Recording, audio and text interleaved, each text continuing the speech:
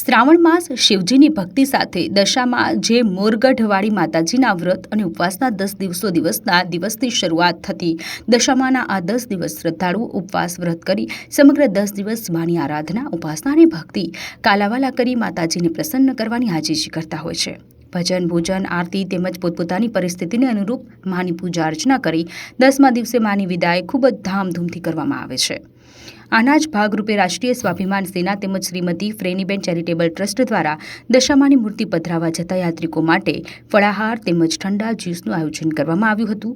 પગપાળા જતા લોકો હોંશે હોંશે ફળાહાર તેમજ ચા પાણી જ્યુસ પીતા જય દશામાં બોલતા ખૂબ જ શ્રદ્ધાપૂર્વક માની મૂર્તિ પધરાવવા જઈ રહ્યા માલુમ પડ્યા હતા। કેમેરામેન વિનોદ પરમાર સાથે સત્ય ડે ન્યૂઝ, અમદાવાદ। ઓમ નમો નારાયણ।